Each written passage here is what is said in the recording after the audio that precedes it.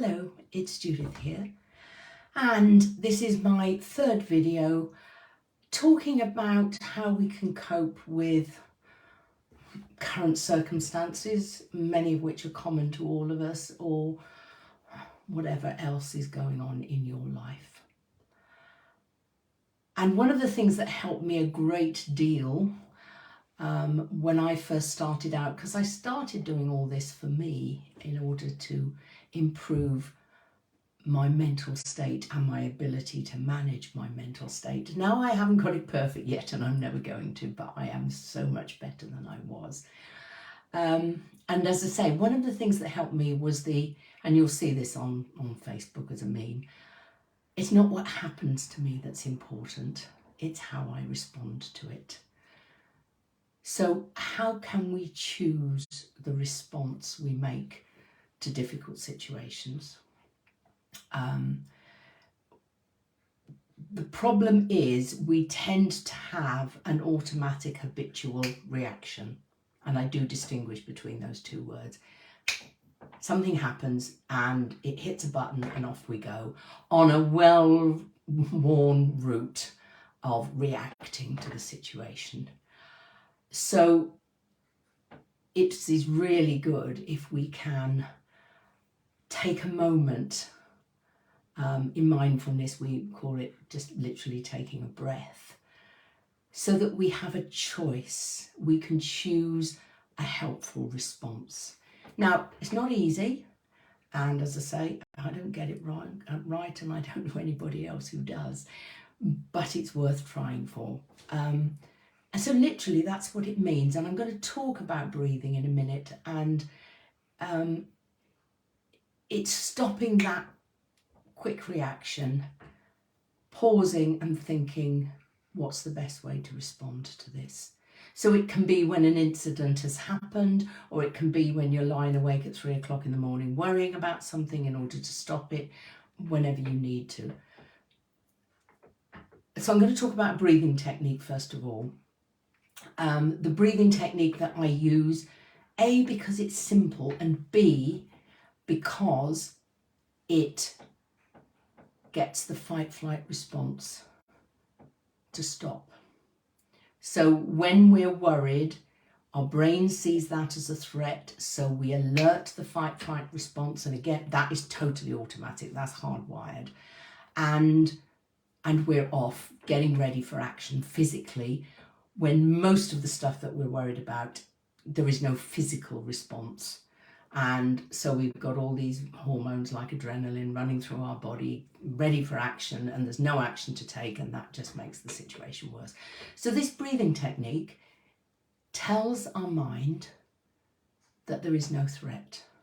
And it also is a way of taking control of the one thing physically we can take control of. We can't take control of our heart beating and all the other things that are happening. We can take control of our breath. And, you know, I say this endlessly, you may well have heard this before, but the breathing is very simple.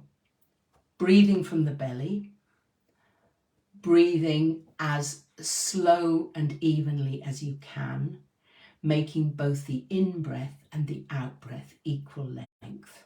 Ideally for a count of 6. If you're in a very aroused, alert state, you may only get to 4 or 5.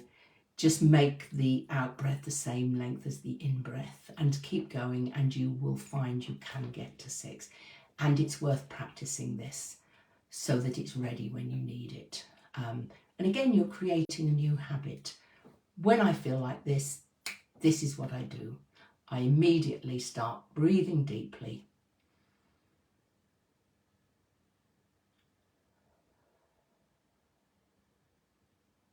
And what you find as you practice is that your mind and your body immediately respond to that. You know, in 2 or 3 breaths, I can calm myself down. And sometimes it only takes 1 breath. So something happens, or life is happening, and you are worrying, maybe even going into some kind of state of panic. then start by doing the breathing, and then think about how you want to respond to whatever is going on. What for you would be the most helpful response?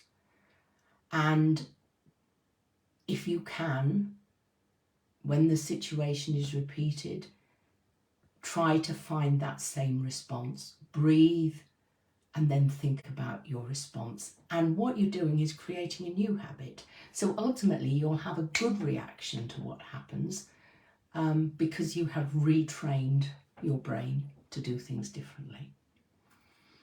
Alongside this, it's necessary, and clients do struggle with this, and I've struggled with it myself, so I do understand.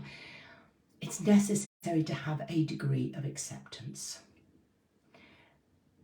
That doesn't mean that what's happening to you is right or fair or just or any of those words.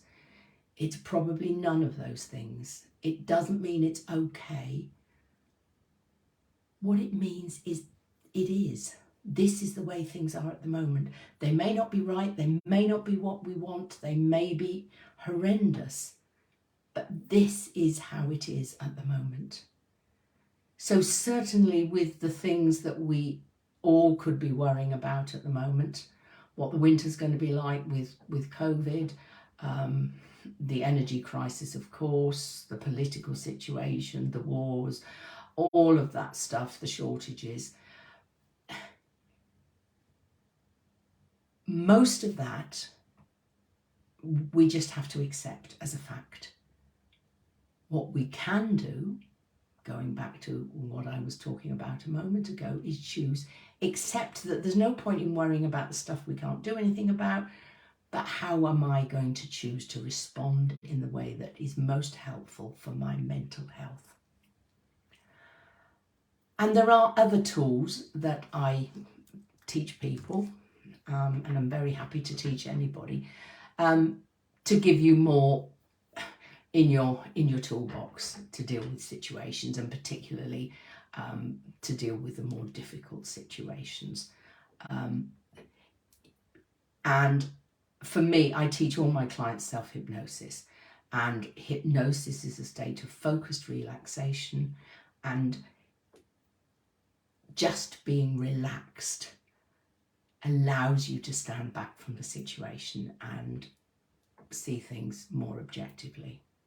Very happy to teach self-hypnosis to anybody. I would suggest that you have an experience of a hypnosis session with me, and then I teach you self-hypnosis, but I can do that very easily.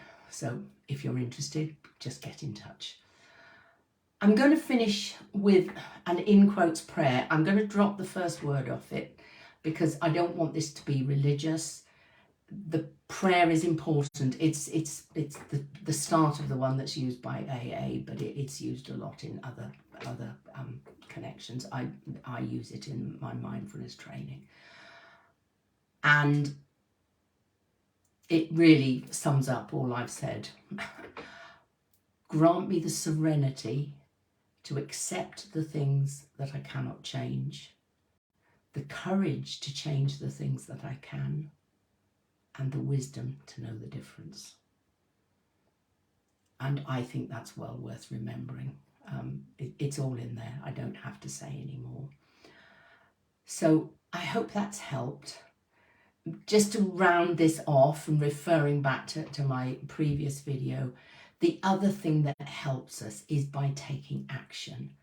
We can get into a if I can say the word, we can get into a state of paralysis. There is a freeze option in fight flight, and doing something, some practical action, can make a huge difference to how we're feeling. So I would refer you back to that video. If you are, for instance, in debt at the moment, take some action. Contact one of the companies that will talk to all the people you owe money to, negotiate with them, and sort things out for you as best they can be sorted. And I talked to somebody recently who's done that, and the relief and the lifting of a burden was huge, absolutely huge. But it does take courage to admit that you're in that state to yourself. We often kid ourselves. No, it's going to be fine. It's going to be fine. It's not as bad as I think it is. So we have to admit it to ourselves, and then we have to admit it to somebody else. But at the moment, you're not going to be alone, but very far from alone. Anyway, so action does help as well. So don't forget the practical stuff. Anyway, if I can help at all, get in touch. I do a free half-hour chat. I won't call it a consultation, during which we can talk about whatever you want to talk about. And I can tell you, if you want to hear, the ways in which I could help you. Okay, that's it for now then. Hope you're having a good weekend. I'm off for a wonderful day tomorrow of yoga and meditation and being with delightful people, which is my way, or one of my ways of dealing with all the stuff that's going on at the moment. I'm literally recharging the batteries. So I hope you are doing something that's good for you over this weekend, and I look forward to seeing you in the next video. But until then, as always, take care. Bye.